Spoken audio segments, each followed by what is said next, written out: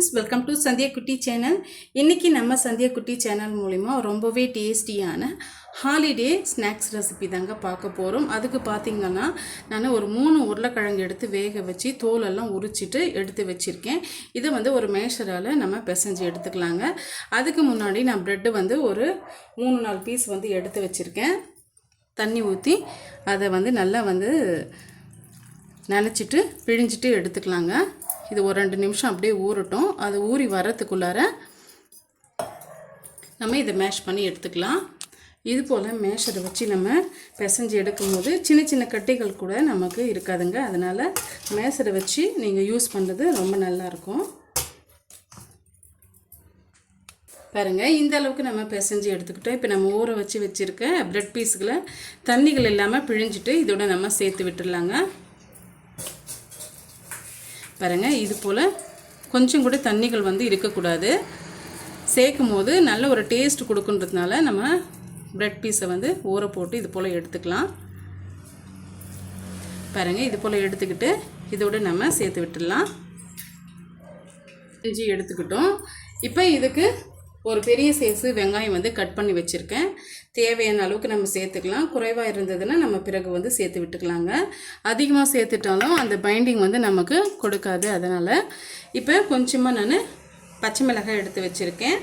அதையும் சேர்த்து விட்டுக்கலாம். நல்லா ஸ்பைஸியாக வேணும்னு நினச்சிங்களன்னா சேர்த்துக்குங்க.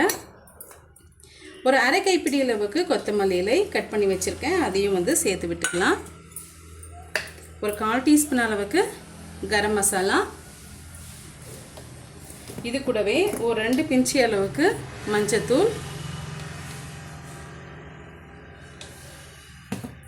ஏற்கனவே நம்ம பச்சை மிளகாய் சேர்த்துருக்கோம். இருந்தாலுமே மிளகாய் தூள் சேர்க்கும் போது இன்னும் நல்லா டேஸ்ட் கொடுக்குங்க.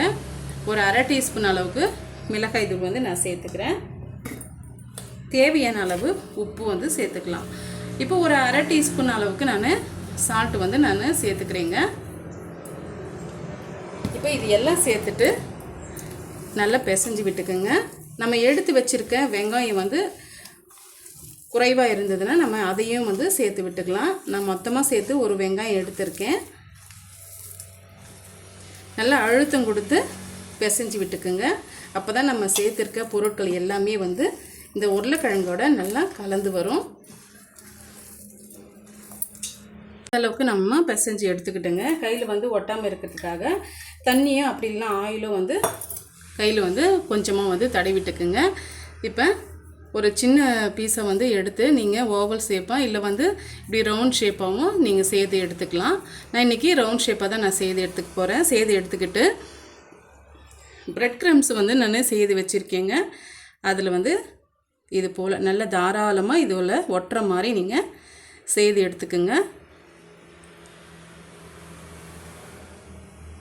செய்து எடுத்துக்கிட்டு அப்படியே நம்ம ஒரு பிளேட்டுக்கு மாற்றிக்கலாம். இதே போல் எல்லா ரவுண்ட் பீஸும் நம்ம செய்து எடுத்துக்கலாங்க.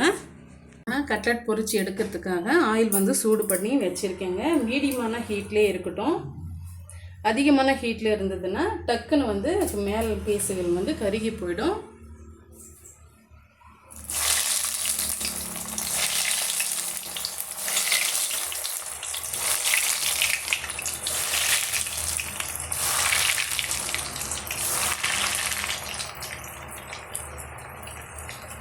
மீடியமான ஹீட்லேயே இருக்கட்டுங்க. ஒரு 2 மினிட்ஸ் கழித்து நம்ம திருப்பி விட்டுக்கலாம்.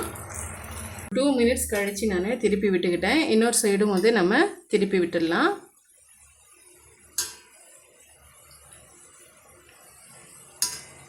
பாருங்கள், கலரும் நல்லா சேஞ்ச் ஆகிட்டு வந்துருச்சு. இந்த ஸ்டேஜில் நம்ம எடுத்துடலாங்க.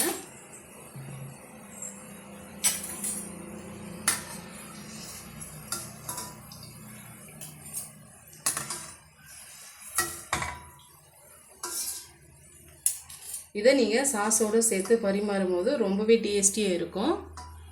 பிள்ளைங்களுக்கு கொடுத்தீங்களன்னா ரொம்பவே விரும்பி சாப்பிடுவாங்க.